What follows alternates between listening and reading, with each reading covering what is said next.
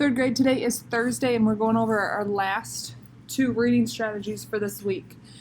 First, we're talking about our genre. We've talked about this a lot this week. This is an informational text.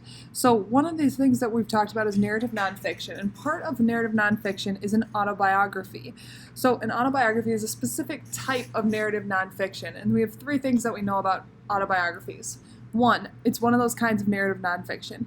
Two, it tells the story of a person's life in order. It wouldn't make much sense to first talk about what they did when they were an adult, and then talk about what they did when they were in third grade, and then talk about what they did in high school. No, first you talk about what they did when they were little, then when they were kind of growing up, and then when they were an adult.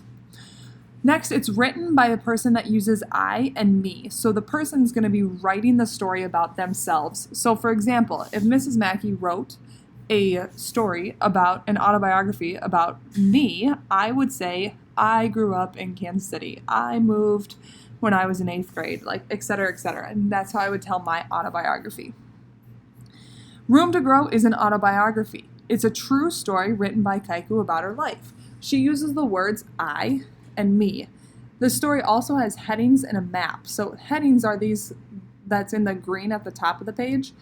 Those tell you what the section is about. All right, so this section is all about spring here. Then there's also this map.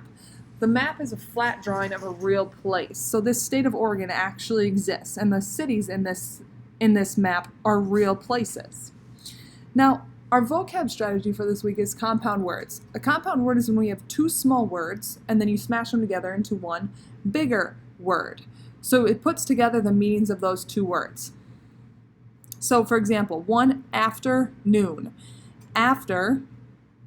So we just say it afternoon, but afternoon means it's after 12 o'clock, right? Afternoon. Jill and her mother came to visit. Today we're going to practice more of those compound words in our IXL assignment. So, in IXL, when you click on the link in Google Classroom, this is where it'll take you. Remember, double check that it says your name up here. Mine says welcome, Megan Mackey, because that's my name. Yours should say your name right here. If it doesn't, make sure that when you click sign in, you just click sign in with Google, and it should let you get in there. If your name is not here, your work doesn't come over to my side as a teacher. So make sure it's there so that I can see all the hard work you're doing. With compound words, here's what we're doing today. We've got a fun little riddles to work through. So, type the missing word. Something plus fish equals catfish.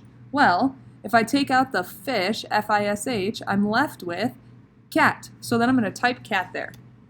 C-A-T. Go ahead and hit submit. Awesome. Drum plus something. Drum, I see right here, so I'm going to just put the rest of the letters, stick. S-T-I-C-K. Stick. Drum, stick. Awesome. That is your IXL for assignment today. Make sure you do your best work. When you're done, check it off on your weekly checklist, and you will be good to go.